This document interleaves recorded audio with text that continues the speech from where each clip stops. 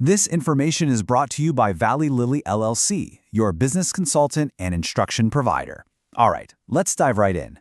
Today, we're talking about why knowing your way around money isn't just a nice to have anymore. It's become an absolutely essential skill for survival.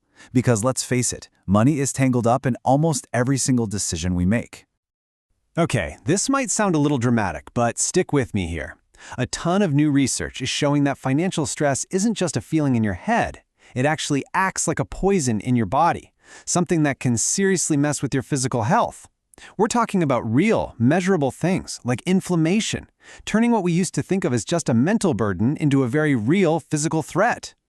And that's exactly why the whole idea of financial literacy has changed. We're not just talking about textbook stuff anymore. It's all about making smart decisions in the real world, when the pressure's on. And here's the most important part of this new definition. It's not just about knowing things. It's about having the confidence to actually do something with that knowledge. See that word in there, confidently? This is huge. It means your mindset, your ability to stay calm and resilient, is just as critical as being able to do the math.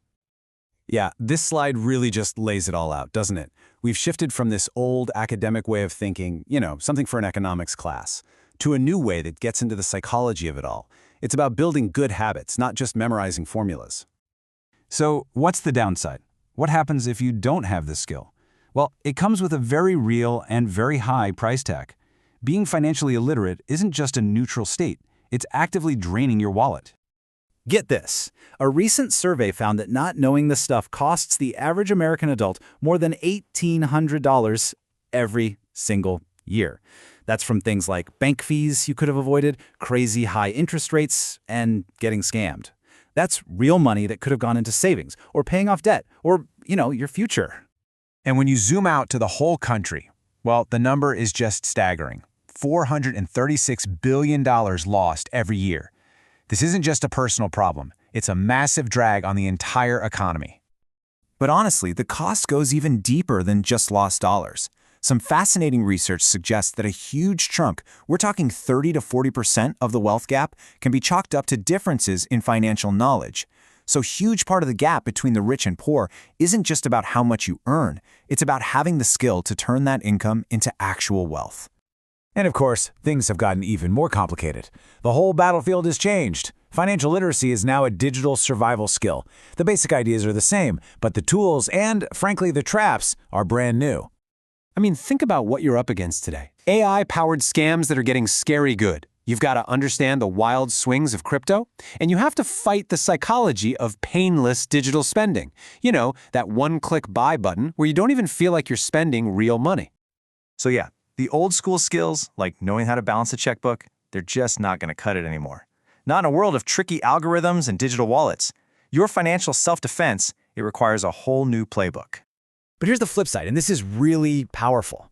This knowledge does more than just protect you. It can actually be a tool to build a fairer society. It really has the potential to level playing fields that have been uneven for a long, long time. Wow. Think about that for a second. This completely reframes the whole conversation, right? It turns financial literacy into a tool for social justice. It's about giving everyone a fair shot at building wealth, no matter where they come from. By empowering people to manage their debt, negotiate better pay, and invest for their future, financial education offers a real, tangible way to close those systemic economic gaps we see along racial and gender lines. It's about building generational wealth in places where that's been historically incredibly difficult to do. Okay, so this all sounds super important. The big question is, how do we get there? The most important thing to remember is that this isn't some talent you're born with. It's a skill. You have to learn it and practice it, just like anything else. Nobody is born a financial genius. And yet, look at these numbers.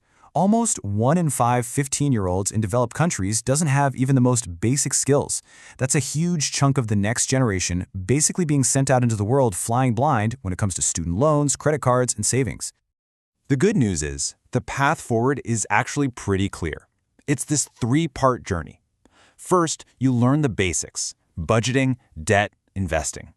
Then, you work on building the right behaviors and habits. This is where the psychology comes in. And finally, you build up the confidence to actually take action.